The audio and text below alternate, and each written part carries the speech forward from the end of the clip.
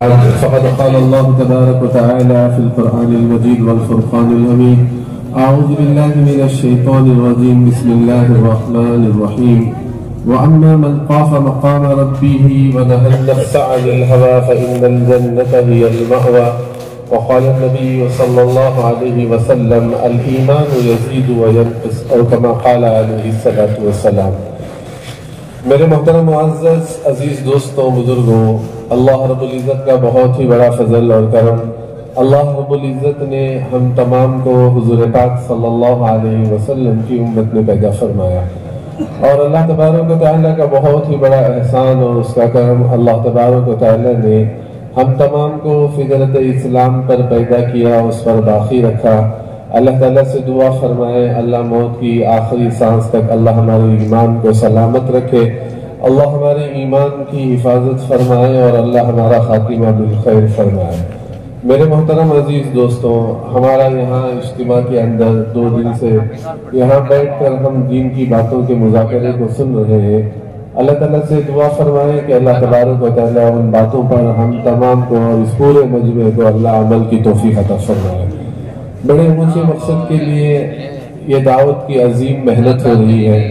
اس محنت کا خلاصہ یہ ہے کہ امت کا ایک ایک فرد اللہ کے احکامات پر اور جناب محمد رسول اللہ صلی اللہ علیہ وسلم کے ایک ایک طریقے پر اپنی زندگی کو گزارنے والا بن جائے۔ اور اس محنت کا خلاصہ یہی ہے کہ جو دین اللہ کے نبی سرکار دو عالم صلی اللہ علیہ وسلم لے کر آئے ہیں، وہ دین امت کے ایک ایک فرد کی زندگی میں 100% زندہ ہو جائے۔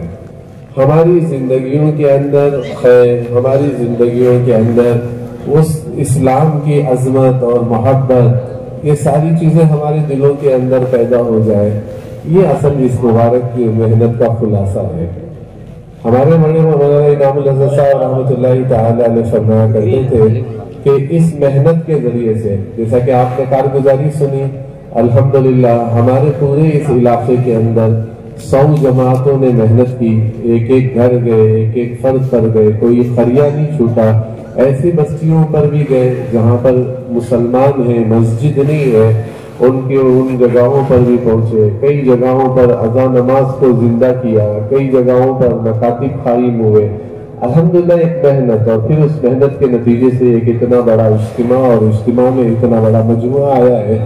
بس اس محنت کا خلاصہ یہ ہے کہ امت کا مزاج دین کا بنے، امت کا مزاج جو ہے دین کا بنے، کیونکہ آج امت کے جو مزاج ہیں، وہ مزاج آج امت کا ایک بڑا طبقہ اس حال پر زندگی گزار رہا ہے کہ اس کی زندگی جانوروں سے بھی بدتر ہو چکی ہے۔ بلکہ ہمارے حضرت فرمایا کرتے تھے کہ امت میں ایک ایسا بڑا طبقہ ہے جس کی زندگی حیوانیت پر گزر رہی ہے۔ حیوانیت سے مراد کیا ہے کہ جانور والی زندگی، نہ اسے حلال حرام کی تمیز ہے، نہ جائز ناجائز کی تمیز ہے، نہ اس کے سامنے کوئی آخرت ہے، نہ اس کے سامنے کوئی خبر ہے، نہ اس کے سامنے حساب کتاب ہے، نہ اس کے سامنے جہنم نہ جنت۔ یہ 2 دن کے جو مذاکرے آپ سے کیے جا رہے ہیں، اس بنیاد پر کیے جا رہے ہیں کہ ہمارا مزاج دین کا بنے، بلکہ ہمارا حیوانیت والے مزاج سے نکل کر ہم دین والے مزاج پر آئے، ہمارے اندر دین کا شوق، ہمارے اندر دین کی طرف، ہمارے اندر دین پر اللہ کے احکامات پر چلنے کا شوق، جناب محمد رسول اللہ صلی اللہ علیہ وسلم کے طریقے پر زندگی گزارنا، یہ ساری چیزیں اپنی زندگی میں لانے کے لیے یہ اجتماعات ہیں تاکہ ہمارا دین کا مزاج بنے۔ ورنہ تو آج امت کا ایک بڑا طبقہ ایسے زندگی گزار رہا ہے۔ ابھی ہمارے یہاں پر ایک عمر رسیدہ ملے جن کی عمر 70 سال کی عمر گزر چکی ہے، ان سے بات کی تو انہوں نے کہا میں زندگی میں مسجد میں قدم نہیں رکھا، اور ایک آدمی سے ملاقات کی تو انہوں نے کہا مجھے کلمہ تک نہیں آتا۔ تو ایسی امت ہے کہ جو کلمے کو بھی نہیں جانتی، نماز کو بھی نہیں جانتی، مسجدوں سے کوسوں دور ہے۔ بعض جگہ تو ایسا ہے کہ مسجدوں کو تالے لگے ہوئے ہیں، بعض جگہ تو ایسا ہے کہ جمعہ میں نماز امام صاحب آئے، جمعہ پڑھا دی، تالا لگا دیا، پھر مسجد جمعہ کھل رہی ہے۔ 16 گھر ہے، مسجد آنے تیار نہیں ہے. امت کا ایک بہت بڑا طبقہ نشے کے حال میں زندگی گزار رہا ہے. صبح کمائی کرتا ہے اور شام جا کر اس ساری کمائی کو شراب میں لٹا کر واپس آ جاتا ہے. اسے پتہ نہیں ہے، اسے معلوم نہیں ہے اصل یہ جو ہمارا اجتماع، اس کی غرض اور یہ جو ہمارا اجتماع کیوں کیا جاتا ہے. یہ بات آپ کے سامنے سمجھانے کے لیے کہہ رہا ہوں کہ اس کا مقصد یہ ہے کہ امت کے ایک ایک فرد کی زندگی کے اندر دین کا مزاج آئے اور وہ اپنی زندگی کو جانوروں والی زندگی سے نکل کر دین کے مزاج پر آئے. جیسا کہ حضور کے زمانے میں اللہ کے نبی ابھی دنیا میں تشریف نہیں لائے. اس زمانے میں لوگوں کا کیا حال تھا عرب کا. تاریخ عرب کے اندر جو احوال لکھے ہیں کہ اس طریقے سے وہ احوال تھے کہ بیت اللہ کے اندر جو ہے وہ سیٹیاں مارتے تھے. اس بیت اللہ کے اندر جس گھر کے دیکھنے پر اجر اور عبادت ہے، جس کے گھر کے دیکھنے پر اللہ کی 20 رحمتوں کا نزول ہوتا ہے، اور جس گھر کو بنانے کے لیے اللہ نے اپنے معصوم نبیوں سے اپنے گھر کو بنایا اور اس گھر کی اللہ نے قسمیں اٹھائی. اتنا مبارک گھر. فرماتے ہیں کہ جب مزاج دین کا نہیں رہا اور حیوان بن کر لوگ رہ گئے تو اسی بیت اللہ کے اندر جو ہے فرماتے ہیں کہ اس طریقے کی بے دینی آئی. اللہ اکبر. ہم اندازہ نہیں لگا سکتے کہ ایسی بے دینی آئی. اور جانتے کہ جانوروں کے ساتھ ایسا سلوک کیا جاتا تھا کہ چلتے ہوئے جانور کے پیٹ کو چیر کر دیکھتے کہ اس میں جو حمل ٹھہرا ہے اس میں مذکر ہے یا مؤنث ہے. یعنی ان کی زندگیاں ایسی تھی. آپ اتنا نہیں، تاریخ عرب میں لکھا ہے اتنی جہالت اور اتنی حیوانیت تھی کہ باپ کے مرنے کے بعد ماں کو لے جا کر بیٹے بازار میں بیچ رہے تھے. یہ حیوانیت تھی اس زمانے کی. اور اس حیوانیت پر ایسی زندگی گزر رہی تھی ان کی کہ آپ تاریخ عرب میں تو اس کی بڑی تفصیل لکھی گئی ہے کہ اس طریقے سے ان لوگوں کے حالات تھے کہ نہ تو انسان کہلانے کے لائق تھے نہ کوئی چیز تھی. جب حضور پاک صلی اللہ علیہ وسلم تشریف لے کر آئے اور جب آپ نے لوگوں کے سامنے دین کو پیش کیا، آپ نے اسلام کو پیش کیا، تو پھر لوگوں کی زندگیاں بنی. اور ہماری کیسی زندگیاں بنی؟ حیوانیت سے نکل کر پھر اسلام ان کی زندگیوں کے اندر آیا، دین کا مزاج ان کی زندگیوں کے اندر آیا. تو آپ حضرات جانتے ہوں گے کہ فرماتے ہیں کہ حضرت عمر کیا تھے. اللہ کے نبی نے کیا فرمایا؟ اگر میرے بعد کوئی نبی ہوتا تو اللہ حضرت عمر کو نبی بناتا. ایک زندگیاں بدلی. حضرت ابو ذر غفاری رضی اللہ تعالی عنہ وہ فرد تھے کہ جو ڈاکوؤں کے قبیلے سے رہا کرتے تھے. زندگی بدلی، اسلام لائے، زندگی بدلی. کیا بنا ان کا؟ اللہ اکبر.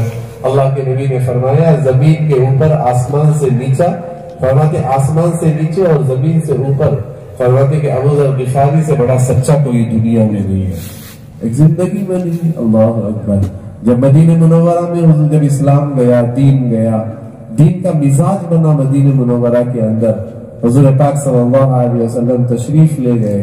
لڑنے والی قوم، جھگڑنے والی قوم، ایک دوسرے کا چہرہ نہیں دیکھتی، ایک دوسرے کو چہرہ دیکھنا اسے پسند نہیں، ایسی زندگی گزارنے والے لوگ. مطلب جب دین زندگی کے اندر آیا تو زندگیاں بدل گئی، دین کا مزاج بنا. جو لڑنے والے تھے آپس میں بھائی بن گئے، جو لڑنے والے تھے آپس میں ایسی ان کی زندگیاں بنی، پاکیزہ زندگیاں بنی کہ آپس میں بیٹھ کر فخر کرتے تھے کہ ہم آپ سے افضل ہیں، ہم آپ سے افضل ہیں. کسی نے پوچھا آپ افضل کیسے ہیں؟ تو اوس والوں نے کہا فرماتے کہ ہم میں سے وہ صحابی بھی دنیا سے گیا ہے جس کو فرشتوں نے غسل دیا. ایک لڑنے والے تھے فرماتے کہ جن کی زندگیوں میں حیوانیت تھی، فرماتے ایک دوسرے کا چہرہ نہیں دیکھتے تھے، جنگ ہوا کرتی تھی.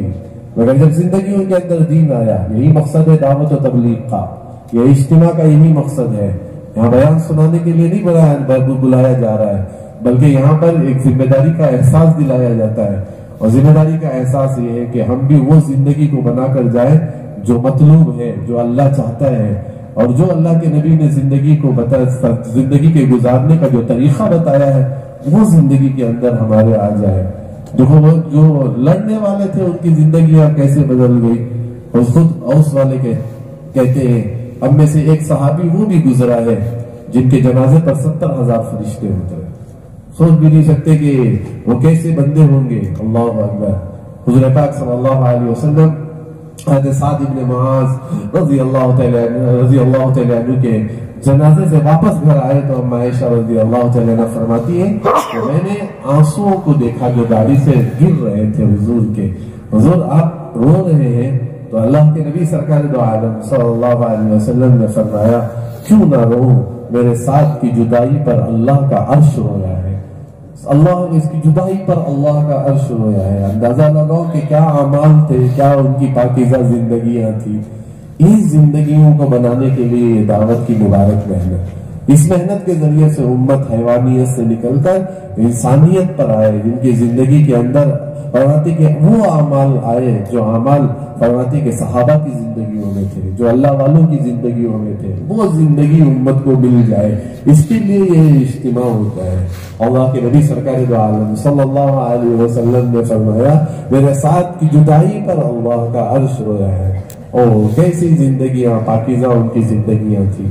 इसीलिए कहने का मकसद ये है कि ये जो हमारा इज्तिमा, इसका ये मकसद है कि उम्मत हैवानियत वाली यानी जानवरों वाली जिंदगी से निकलकर कहते कि ईमान और अमाल वाली जिंदगी पर आ जाए, ईमान और अमाल वाली जिंदगी पर आ जाए। एक मर्तबा अल्लाह के नबी ने फरमाया, अल्लाह राजी होते हैं तो क्या देते हैं।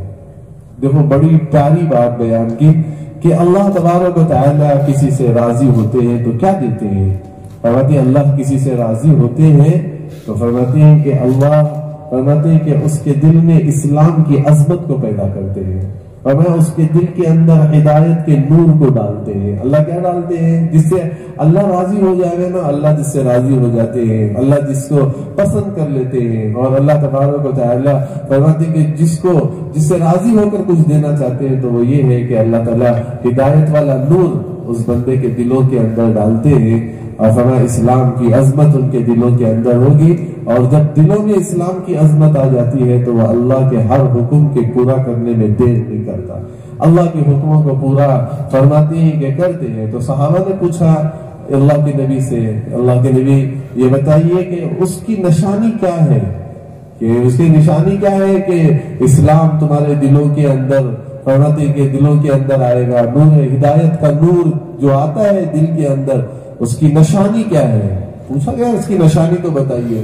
तो हुजूर पाक सल्लल्लाहु अलैहि वसल्लम ने फरमाया बस मालूम करना, और निशानी ये है कि हिदायत का नूर दिल के अंदर जो आया है उसे मालूम करने के लिए ये देखो कि फरमाती हैं कि दुनिया के बारे में फरमाया अल्लाह के नबी ने कि दुनिया की अजमत तुम्हारे दिलों, दुनिया की जो है ना, दुनिया की बेरहमती, दुनिया की फरमाती कि दुनिया को देखकर तुम्हारा दिल बेजार हो जाओ तो समझ लो कि अल्लाह ने तुम्हारे दिल में हिदायत का नूर डाला है। आज इसी दुनिया को बनाने के चक्कर में अल्लाह के हुक्म टूट गए, इसी दुनिया के बनाने के अंदर, माल बनाने के अंदर अल्लाह के अहकाम चले गए, अल्लाह के नबी सरकार दो आलम सल्लल्लाहु अलैहि वसल्लम के तरीके जिंदगियों से निकल गए इसी दुनिया को संवारने के लिए, इसी दुनिया के संवारने के लिए। हालांकि फरमाया ये तो धोखे का सामान है, ये तो धोखे का घर है, धोखे का सामान है, और ये वो दुनिया है भागोगे तो भगाएगी। जैसा कि मिसाल से समझाया कि एक परिंदा है, वो उड़ेगा तो आप परिंदे के बजाय साये के पीछे भागोगे तो जिंदगी में कभी, जिंदगी के अंदर कभी वो परिंदा आपको मिलेगा नहीं, आप साये के पीछे भाग रहे हो। बस ये दुनिया साया ही ये साया है। और यूं फरमाया कि बस दुनिया की मिसाल यूं बयान फरमाई कि एक किराए का घर है, उस किराए के घर में आप रहते हो और असल जो घर है आपने अपना घर बनाया है, तो आप किराए का घर छोड़ के अपने असल घर को जाते हो, और असल घर तो वो हमारी आखिरत है। असल घर तो वो क्या है कि हमारी आखिरत है। ये दुनिया की जो जिंदगी है वो अपनी आखिरत बनाने के लिए है। जैसा कि दोपहर जुमा के अंदर भी हजरत ने बड़ी तफसील से बात की, अल्लाह फरमाते की बड़ी तफसील से आप हजरत के सामने बात की, बस जिंदगी बस इतनी है, 60-65 साल की जिंदगी, किसी को 70 साल मिल गई, मगर जाना तो है, मगर जाने से पहले उस जिंदगी को क्या बनाया हमने, ये एहसास दिलाने के लिए इज्तिमा है। उस मिजाज दीन के मिजाज को लाने के लिए ये इज्तिमा है। क्या ये बात समझाई जाती है, ये बात यहाँ पर समझाई जाती है कि भाई एक दिन आने वाला है कि वो आखिरत का दिन है, کیا تیاری کی ہے اس آخرت کے لیے ہم نے؟ اور جس دنیا کو ہم نے بنانے کے لیے ہم نے اللہ کو چھوڑا، جس دنیا کو بنانے کے لیے اس کے حکموں کو چھوڑا، جس دنیا کو بنانے کے لیے ہم نے حضور کی پاکیزہ زندگی کو چھوڑا، اور جب دنیا کے اندر لگے رہے، ایک دن آئے گا کہ یہ بات بڑی اللہ والوں نے بڑی اونچی بات بیان کی کہ سارا مجمع بڑی اس بات کو لے کر جائے، اس بات کو بہت اونچی بات فرمائی، ہر جانے والا یہ پیغام دے کر جاتا ہے کہ آپ بھی تیار ہو جاؤ۔ جو جانے والا جا رہا ہے نا دنیا سے، ہم دیکھتے ہیں جنازہ جا رہا ہے، یعنی یہاں سے ہمارے سامنے سے جنازہ گزر رہا ہے، یہ سمجھ لو کہ یہ جنازہ جا رہا ہے نا، یہ پیغام دے رہا ہے تمہیں کہ اب باری تمہاری بھی ہے، یہ نہیں ہے کہ تم نہیں مرو گے، ایک دن آئے گا کہ تمہاری بھی موت آئے گی۔ جس گھر کے پاس سے آپ اپنی بے بسی کی حالت میں گھر سے جنازہ اٹھتے ہوئے مسجد جاتا ہے نا، ایک دن آئے گا کہ اسی بے بسی کے عالم میں ہمارا جنازہ بھی اٹھ کے گھر سے نکلے گا۔ ایسا نہیں ہے کہ ہم دنیا میں ہمیشہ رہیں گے، جیسا کہ کہا نا کہ آج کا بچہ ہے کل کی 100 سال کے بعد وہی خبر میں جائے گا، مگر کیا تیاری کی آخرت کے اعتبار سے، کیا ہم نے بنایا؟ اسی کہتے ہیں نا، اس لیے فرماتے کہ اللہ جس کے دل کے اندر ہدایت کے نور کو ڈالیں گے نا، تو اس کے اندر سب سے پہلے اللہ دنیا کی محبت نکالیں گے، دنیا کے سے بے رغبتی۔ جیسا صحابہ کو دیکھو، فرماتے ہیں کہ دنیا آئی تو کبھی پلٹ کر نہیں دیکھا دنیا کو، اور فرمایا کرتے تھے کہ حضور کے جانے کے بعد بھی ان کے آخری وقت تک بھی وہی زندگی جی انہوں نے جو حضور کے زمانے میں جیے تھے، نہ ان کا لباس بدلا، نہ ان کا کھانا بدلا، نہ ان کا رہن سہن بدلا۔ فرماتے ہیں کہ اسی پیون کے کپڑوں میں بیت المقدس کے دروازے پر جا کر کھڑے جس پر 17 پیون لگے ہوئے تھے، انہیں شرمندگی نہیں تھی، ان کو شرمندگی نہیں تھی، انہوں نے بس اتنا سمجھا کہ ہدایت کا مل جانا یہ اللہ کی طرف سے بہت بڑی نعمت ہے، اور اسی بات کو یاد کر کے روتے تھے کہ اللہ اگر تو ہدایت نہ دیتا تو نہ ہم نماز پڑھتے، نہ روزہ رکھتے، نہ ہم اپنی زندگی کو کیسے گزارتے۔ یہ احساس صحابہ، یہی احساس دلانے کے لیے یہ ہماری دعوت کی عظیم مبارک محنت ہے کہ یہ ہمارا آنے والا مجموعہ اپنے احساس کو لے کر جائیں کہ بھئی اپنی اپنی زندگی کو بدلنا ہے۔ یہ دنیا دھوکے کا سامان ہے، یہ دھوکے کا سامان ہے، یہ سایہ ہے، بھاگتے رہو گے، سایہ کبھی ملے گا نہیں سایہ، بھاگتے رہو گے دنیا کے پیچھے۔ اسی لیے کبھی صحابہ نے جی نہیں لگایا دنیا سے، کبھی جی نہیں لگایا دنیا سے۔ بڑے بڑے صحابہ، حضرت عمر بن سعید رضی اللہ تعالیٰ عنہ فرماتے کہ حمص کے گورنر ہیں، سال تک انہوں نے خط نہیں لکھا حضرت عمر رضی اللہ تعالیٰ عنہ کو، کہ خط یہ نہیں لکھا کہ وہاں کے حالات کیسے ہیں، کیا ہیں، زکوٰۃ آ رہی ہے یا وہاں کا ٹیکس وصول ہو رہا ہے، خط نہیں لکھا انہوں نے۔ ایک سال کے بعد حضرت عمر نے خط لکھا کہ بھئی آپ جتنا مال ہے لے کر مدینہ منورہ واپس آ جائے۔ تو جب خط آیا تو دیکھا، اور دیکھ کر فرمایا حضرت عمر نے بلایا ہے، تو حمص میں اپنے گھر آئے، اور گھر آ کر انہوں نے اپنا ایک تھیلا اٹھایا، اس میں ایک برتن ڈالی، ایک پیالہ ڈالا، اور اس میں ایک اپنا مشکیزہ ڈالا، اور لاٹھی لی، چلتے بن گئے۔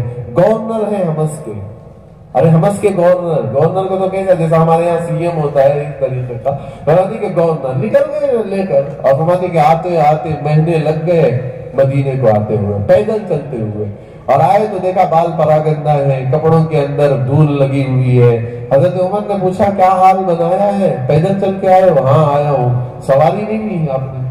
سواری نہیں لی؟ کہا کہاں ہے سواری میری؟ کہا وہاں کے لوگوں نے تمہیں سواری نہیں دی۔ فرماتے کہ میں نے پوچھا نہیں ان کو، میں نے ان کو پوچھا نہیں۔ حضرت عمر نے فرمایا بڑے برے لوگ ہیں، انہوں نے تمہیں ایک اپنے ذمہ دار کو انہوں نے جو ہے نا سواری نہیں دی۔ حضرت عمر رضی اللہ تعالیٰ عنہ کے جملے پر کہا عمر خاموش رہو، میں نے ان کو نماز پڑھتے دیکھا ہے، وہ نمازوں کے پابند ہیں، ان کے بارے میں کچھ نہ کہو۔ آپ فرماتے کہ حضرت عمر نے فرمایا کیا لائے ہو؟ ارے کیا لائے ہو؟ ہاں میں نے کہا تھا جو ہے لے کر آؤ۔ کیا ہے اس تھیلے میں؟ نیچے اٹھا کے ڈالا تو ایک برتن نکلی، ایک پیالہ نکلا، اور فرماتے کہ ایک مشکیزہ نکلا۔ اور یہ کیا ہے؟ کہا یہی میری دنیا ہے۔ کیا ہے؟ یہی میری دنیا ہے۔ حضرت عمر تو ایسے تھے نا کہ شاید گھر میں چھپا کے آئے ہوں گے، حضرت عمر تھے نا کہ شاید گھر میں رکھ کے آئیں گے۔ اپنے حارث سے کہا، حارث ان کے غلام تھے، کہا حارث مہمان بن کے گھر میں دیکھو خوشحالی ہے یا کیا حال ہے؟ ہو گئے آپ کے گھر میں مہمان بننا ہے، کہا آ جائیے مہمان بن جائیے آپ ہمارے گھر میں۔ تو فرماتے کہ 3 دن دیکھا گھر میں ایک روٹی پکی مہمان کو دیتے، میاں بیوی بھوکے سو جاتے۔ یہ زندگی تھی، کیا تھی؟ یہ زندگی تھی کہ خود بھوکے سو جاتے۔ اللہ اکبر۔ اور ایک وقت ایسا بھی آیا کہ فرماتے کہ 3 دن ہو گئے، کہا اب نہیں آ جاتا، دوسروں کے مہمان ہو جاؤ. تو حضرت حارث کو کچھ درہم دیے تھے حضرت عمر نے، حالات خراب ہو تو یہ درہم دے کر آ جانا. درہم دیے تو کہنے لگے رکھنے کی جگہ نہیں ہے، کہاں رکھوں؟ رکھنے کی جگہ نہیں ہے، کہاں رکھوں میں ان درہم و دینار کو؟ اللہ اکبر، کیا زندگی ہوئی! اللہ اکبر.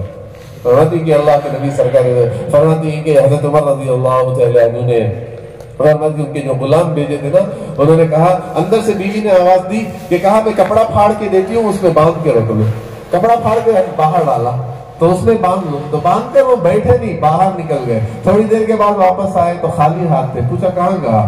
کہا وہاں بھیج کر آیا ہوں جہاں آخرت ہے. کسے دیا؟ کہا یتیموں میں، بیواؤں میں، مسکینوں میں، قیدیوں میں دے کر آئے. واپس آئے، حارث نے کہا میں نے یہ حال دیکھا. حضرت عمر نے بلایا، کچھ کپڑے تھے، کچھ گیہوں وغیرہ، جو وغیرہ گیہوں وغیرہ رکھی ہوئی تھی، کچھ کھجور وغیرہ تھے. کہنے لگے فرماتی کہ تمہارا حال پتہ چلا، یہ کپڑے ہیں، یہ ساوی اناج ہے، لے کر جاؤ اپنے گھر کے لیے. تو کہنے لگے عمر مجھے میرے رب پر بھروسہ ہے، عمر یہ میرے رب پر مجھے بھروسہ ہے کہ وہ مجھے بھوکا نہیں سلائے گا. کیا اللہ سے یقین تھا، کیا پیار تھا اللہ سے، کیا محبت تھی اللہ سے. آج اس دنیا کے لیے اس اللہ کو بھول گئے. اس دنیا کے بنانے کے لیے ہم نے اپنے اللہ کو ناراض کر دیا. اس دنیا کو بنانے کے لیے ہم نے میرے پیارے نبی پاک صلی اللہ علیہ وسلم کی زندگی کو چھوڑ دیا. یہی سمجھانے کے لیے یہ اجتماع، یہی سمجھانے کے لیے دعوت کی محنت، یہی سمجھانے کے لیے اللہ کے راستے کا خروج. اللہ اکبر. حضرت عمر نے فرمایا، فرمانے لگے یہ فرماتے کہ مجھے ضرورت نہیں ہے. جانے لگے تو پھر حضرت عمر سے کہا ایک کپڑا لے لوں اس میں سے. کہا عمر نے کہا لے لو، اس لیے لے رہا ہوں کہ میری بیوی کے پاس دوسرا کپڑا نہیں ہے، میری بیوی کے لیے ایک کپڑا لینے جانا چاہتا ہوں. جب انتقال ہو گیا تو حضرت عمر نے جنازے کی نماز پڑھائی. بقیع کے قبرستان میں تدفین کے لیے گئے تو حضرت عمر نے کہا کسی کی تمنا ہو تو بولو. کسی نے کہا اللہ مجھے مال دے تو 100 غلام آزاد کروں گا. کسی نے کہا 100 گھوڑے اللہ کے راستے میں خرچ کروں گا. حضرت عمر نے فرمایا میری تمنا اگر پوچھو تو میں کہوں گا اللہ اس جیسا بندہ پھر دوبارہ مجھے دے. اللہ اکبر. ایک دنیا زندگی نہیں لگائی. فرماتے ہیں کہ ارے وہ تو صحابہ تھے. اللہ کے نبی کی زندگی آپ اٹھا کر دیکھ لو. حضور پاک صلی اللہ علیہ وسلم 7 درہم سرانے پر ہیں. ہوش آئی تو اما عائشہ سے فرمایا عائشہ 7 درہم ہے، 7 درہم ہے، اسے صدقہ کر دو. میرے تکیے کے نیچے 7 دینی، میرے اس بستر کے نیچے 7 درہم ہے، اسے صدقہ کر دو اسے. تو آپ کو پھر ہوش چلی گئی، بے ہوشی آئی. حضرت اما عائشہ رضی اللہ تعالیٰ عنہ بھول گئی. پھر تھوڑی دیر کے بعد ہوش آیا تو پھر فرمایا کہ کیا آپ نے؟ کہا دوسری مرتبہ بھی بھول گئی. تیسری مرتبہ حضور نے فرمایا ایسا صدقہ کر دو میں اس حال میں نہ جاؤں، میں اپنے رب سے ملاقات کروں دنیا لے کے. آج دنیا بنانے کے چکر میں ہم نے کیا کیا کر دیا. ایسے بنے کہ جانور سے بھی بدتر ہماری زندگی ہو گئی. ہم بھول گئے، ساری چیزیں بھول گئے. اور وہ صحابہ تھے جن کے سامنے دنیا آئی تو کبھی پلٹ کر نہیں دیکھا، مڑ کر نہیں دیکھا. قیصر و کسریٰ کے محلات کے فرنگی کے ہیرے جواہرات سونا چاندی کے ڈھیر سامنے آئے، کبھی اٹھا کر نہیں دیکھا. کہتے تھے کہ یہ فرماتے کہ دھوکے کا سامان ہے، جانتے تھے. اس لیے کہا اللہ ہدایت کے نور اس کے دلوں میں اندر داخل کریں گے جو دنیا کی بے ثباتی یعنی دنیا سے اپنے آپ کو بیزار کر لے کہ بھائی بس دنیا میں فقط اتنی زندگی مجھے جینا ہے کہ میں اپنا قدم اٹھاؤں تو میرے رب کو راضی کروں، میری رب کی نافرمانی نہ کروں. یہ اصل زندگی کا خلاصہ ہے. اور فرمایا کہ اللہ جو دلوں کے اندر جو ہدایت کے نور کو جو ڈالیں گے نا، جو ہدایت کا نور جو دلوں کے اندر آئے گا وہ کیسے آئے گا؟ جس کے سامنے آخرت کیا ہے؟ وہ ہماری منزل ہے، وہ ہمارا ٹھکانہ ہے، ہمیشہ رہنے کی جگہ ہماری. فرماتے کہ وہ ہمارا اصل جگہ ہماری ہے. جائیں گے ہم یہاں سے. روزانہ میں نے کہا نہیں کہا نا، جانے والا پیغام دے کر جا رہا ہے بھائی آ جاؤ پیچھے ہے ہمارے تم. اللہ اکبر. میں آپ کو کہہ رہا ہوں نا، ایک اللہ والوں نے بڑی عجیب بات فرمائی. فرماتی کہ دن زمین کے اوپر چلتے رہو گے اور رات زمین کی مٹی کے اندر سو جاؤ گے. زندگی کا یہی خلاصہ. حالانکہ قبرستان ہمیں یاد دلاتے ہیں کہ یہ وہ ہم قبرستان یاد دلاتے ہیں. اسی لیے اللہ کے نبی نے فرمایا عقل مند انسان کون؟ عقل مند انسان کون؟ جو موت سے پہلے موت کی تیاری کر لے. عقل مند انسان وہ ہے. اور جو دنیا کے تماشے میں لگا ہوا اور دنیا کے تماشے کو دیکھ کر بازاروں کی زینت دیکھ کر اور اپنے آپ کو اس دنیا کی زینت بنا کر چلتا رہا. ایک دن آئے گا، موت آئے گی، آخرت کی زندگی آئے گی. اللہ اکبر، آخرت کی زندگی آئے گی. جانے والوں کو دیکھ کر عبرت حاصل کرو. اس لیے کہتے ہو نا، یہ فرماتے کہ آدمی کتنا صحت کا خیال کرتا ہے کہ میری صحت نہ بگڑے. کرتا نہیں کرتا؟ اپنے کھانے کا کتنا خیال کرتا ہے کہ میں بھوکا نہ رہوں. پیاس کا کتنا خیال کرتا ہے کہ میں پیاس نہ رہوں. اور کبھی یہ مجموعے نے کبھی سوچا کہ میں اپنی ہدایت کو کیسے طلب کروں، میں اپنے ہدایت والے راستے پر میں کیسے چلوں، وہ ہدایت کا نور میری زندگی کے اندر کیسے آ جائے اور میں بھی کامیاب بن کر دنیا سے چلا جاؤں. روزانہ موت اعلان کرتی ہے کہ انا الموت، میں وہ موت ہوں جو بھائی اور بہن کے درمیان جدائی کو ڈالتی ہوں. میں وہ موت ہوں جو بیوی اور شوہر کے درمیان جدائی کو ڈالتی ہوں. میں وہ موت ہوں جو ماں اور بیٹے سے جدائی کرتی ہوں. میں وہ موت ہوں کہ جو بھائی اور بہن کے درمیان جدائی کو ڈالتی ہوں. اور کہتی ہوں میں وہ موت ہوں جو گھروں کو ویران کرتی ہوں اور قبرستان کو آباد کرتی ہوں. اعلان ہے موت کا. خبر اعلان کرتی ہے کہ میں تنہائی کا گھر ہوں، میں کیڑے مکوڑوں کا گھر ہوں. حضرت بہلول کے پاس حضرت ہارون رشید آئے، انہوں نے کہا، حضرت بہلول کے پاس آئے کہ ہارون رشید رحمۃ اللہ علیہ کے پاس، حضرت ہارون رشید آئے بہلول کے پاس اور کہنے لگے حضرت بہلول سے کہ حضرت بہلول سے یوں فرمایا کہ فرماتے کہ کوئی بس نصیحت کرو، اصلاح کی بات بولو کہ میری اصلاح ہو جائے اور کچھ باتیں خیر کی باتیں مجھے بتاؤ. تو حضرت فرمایا، حضرت بہلول تو بڑے حکیم تھے نا، انہوں نے یوں فرمایا، کہا ہارون رشید قبرستان گئے ہوں؟ ہاں گیا ہوں. کیوں گئے؟ کہا باپ کو دفنانے گیا، ماں دفنانے گیا، بھائیوں کو دفنانے گیا، بار بار گیا ہوں قبرستان. کہا اتنی بار جا کر پھر آ کر نصیحت پوچھ رہے ہو؟ اتنی بار دفنا کر آ کر تم مجھے نصیحت پوچھ رہے ہو؟ اللہ اکبر. ایک زندگی آنے والی ہے، آخرت ہے، گزر جائے گی زندگی. ہاں، کمزوری آئے گی، بڑھاپا آئے گا، سفیدی آئے گی، کمر درد آئے گا. جوانی تھی، آج جوانی میں ہے، مگر آئے گی زندگی، سمجھ میں نہیں آئے گا. اللہ اکبر، سمجھ میں آئے گا. اللہ اکبر. کمزوری دکھائے گی، ہاں، کمر جھکے گی نا تب پتہ چلے گا. اللہ نے ایک زندگی میں موقع دیا ہے اور زندگی کو بنا لو. اسی لیے فرمایا 3 چیزیں بیان فرمائی کہ دنیا سے بے رغبتی، اور فرمایا آخرت کی تیاری اور موت آنے سے پہلے موت کی تیاری. یہ 3 چیزیں، یہ نشانی ہے. فرماتے کہ یہ 3 چیزوں پر بندے کا عمل ہو گیا، سمجھ لو اللہ نے اسلام کی عظمت اور ہدایت کا نور اس کے دل کے اندر.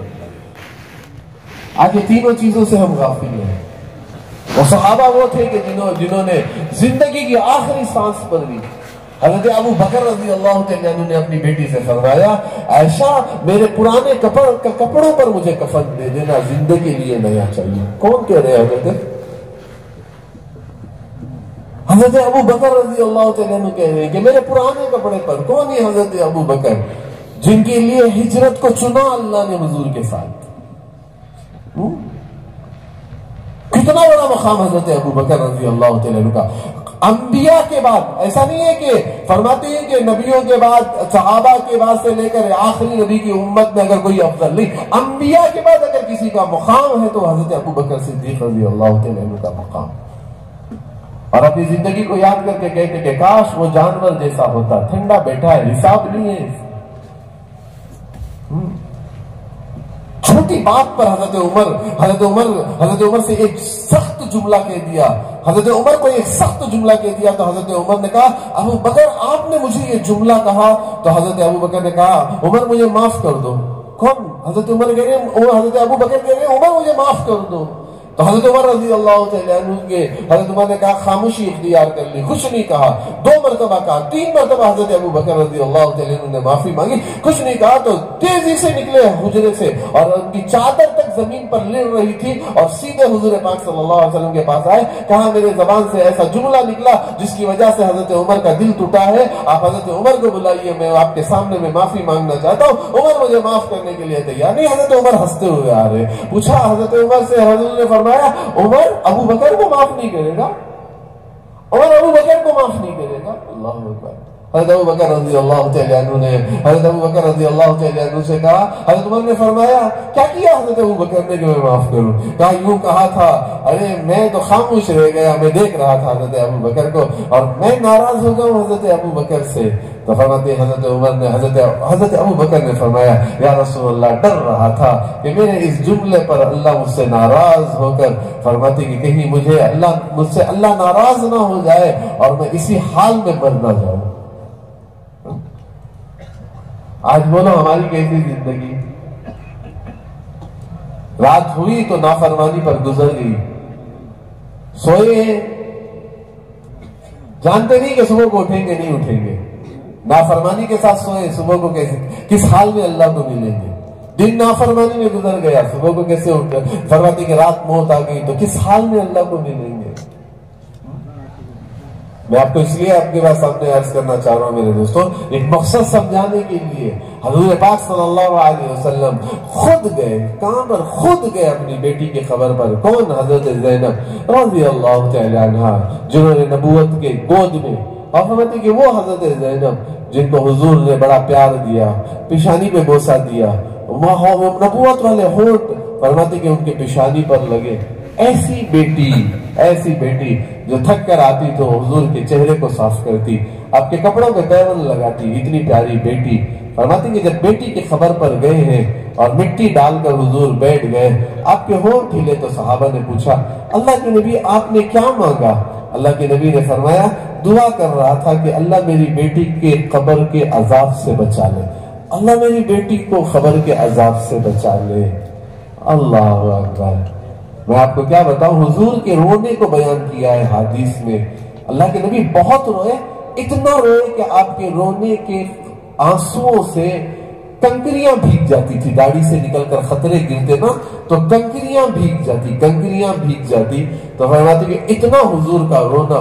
تو ایک مرتبہ مدینے کی قبرستان پر حضور گئے، قبر کھدی ہوئی تھی تو حضور رو رہے تھے، اور ایک غالباً حضرت عبادہ بن صامت رضی اللہ تعالیٰ عنہ ہوں گے، عبادہ فرماتے ہیں کہ دیکھ یہ منزل ہے، اس کی تیاری کر لے اس کے جانے سے پہلے۔ اللہ، ایک زندگی، اللہ، میں نے کہا نا حضرت اللہ اکبر، حضرت سعد بن معاذ رضی اللہ تعالیٰ عنہ، کون یہ 70,000 فرشتے ہوئے جن کی جدائی پر اللہ کا عرش رویا۔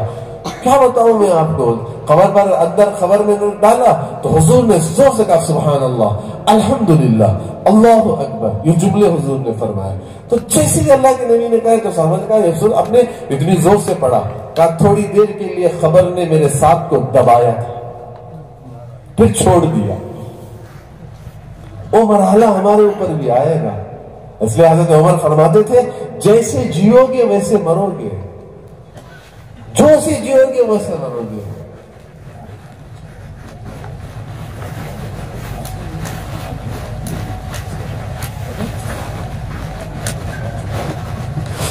بھائی یہ پیچھے ایک بڑا مجمع بیٹھا ہوا ہے، ان سے درخواست ہے کہ وہ پینڈال کے اندر آ جائے۔ بھائی یہ بڑا مجمع پینڈال کے پیچھے پھر رہا ہے، بھائی ان تمام باہر ساتھیوں سے درخواست ہے کہ وہ تھوڑی دیر کے لیے پینڈال آ جائے۔ تھوڑی دیر میں ہمارے بزرگ، ہمارے بڑے آ جائیں گے انشاءاللہ، وہ آخری مجلس سے پھر دعا ہوگی، پھر بھائی ان باتوں کو بار بار سنیں گے۔ جیسا میں نے کہا نا بھائی کہ فرماتے ہیں کہ میں نے تبھی اثر میں بھی آپ کے سامنے مذاکرے کے طور پر کہا تھا نا کہ فرماتے ہیں کہ آدمی کو بھوک لگتی ہے تو کھانے کی طرف جاتا ہے، پیاس لگتی ہے تو پانی کی طرف سے جاتا ہے۔ بھائی ہم تو ہدایت کے محتاج ہیں، ہم ہدایت لینے آئے ہیں، ہم کیا لینے آئے؟ بھائی ہدایت لینے آئے۔ تو میں عرض یہ کر رہا تھا میرے محترم عزیز دوستوں، ایک وہ زندگی ہے جو آخرت کی زندگی ہے، اس کی تیاری کے لیے یہ دنیا کی زندگی، اس کی تیاری کے لیے یہ دنیا کی زندگی کہ ہماری آخرت آسان، ہماری آخرت بن جائے، ہمارا اللہ ہم سے راضی ہو جائے، اور اللہ تبارک و تعالیٰ وہ انعامات جو ہم نے اپنے نیک بندوں کے لیے، ان نیک بندوں کی صفوں میں ہمارا شمار ہو جائے، اور ایک ہماری زندگی ایک ہم پاکیزہ بنا کر دنیا سے چلا جائے۔ ایک مرحلہ آئے گا، وہ مرحلہ کیا ہے کہ فرماتے کہ ہر ایک پر وہ دن آنے والا ہے، ہر ایک پر آنے والا ہے۔ ایسی فرماتے کہ موت کی سختی کو جو بیان کیا ہے، ایک زندہ بکری کے چمڑے کو نکال دیا جائے، زندے پن پر کیسے تڑپے گا، ایسی ہوگی موت۔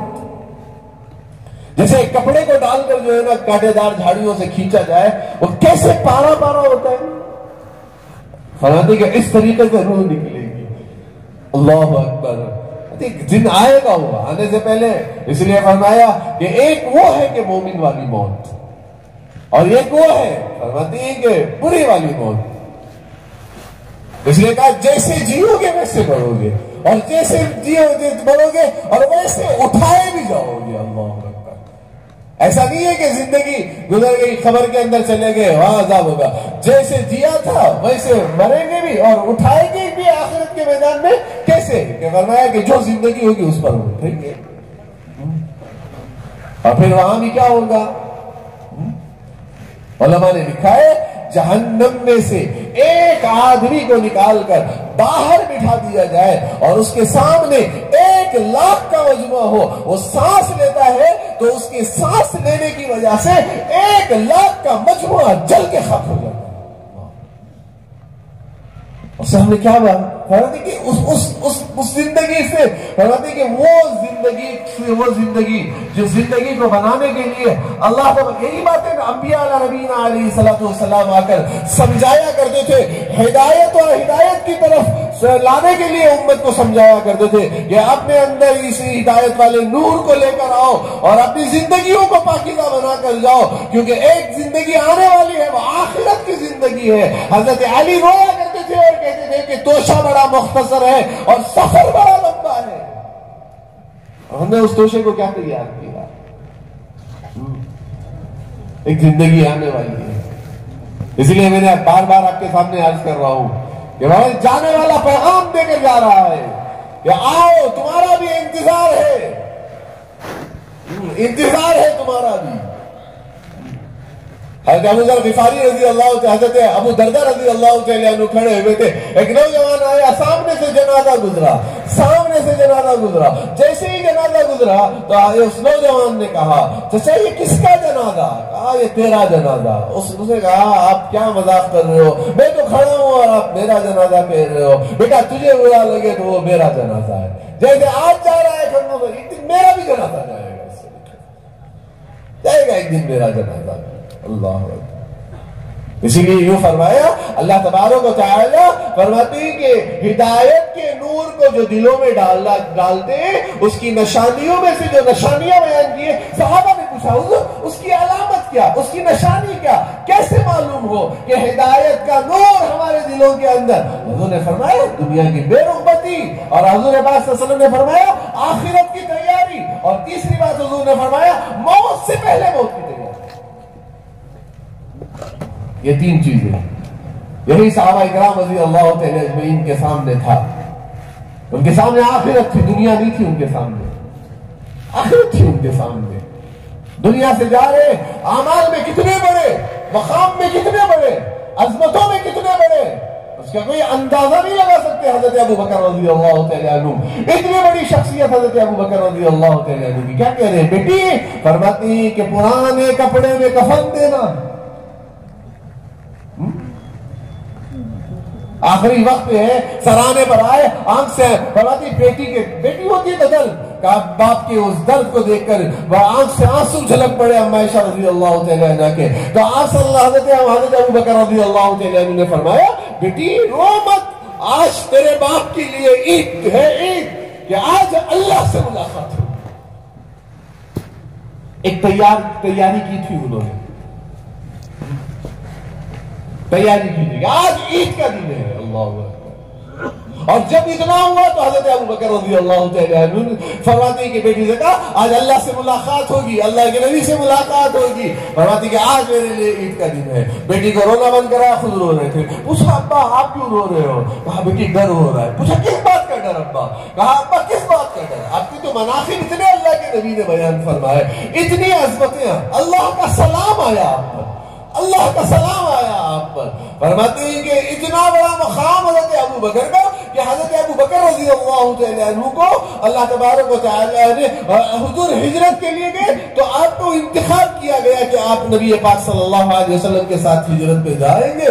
اور اللہ اکبر، اتنی بڑی فضیلت ملنے کے باوجود حضرت ابو بکر کہہ رہے ہیں کہ تیرا باپ دنیا سے جا رہا ہے، پتہ نہیں ایمان کے ساتھ جائے گا یا کفر کے ساتھ. اللہ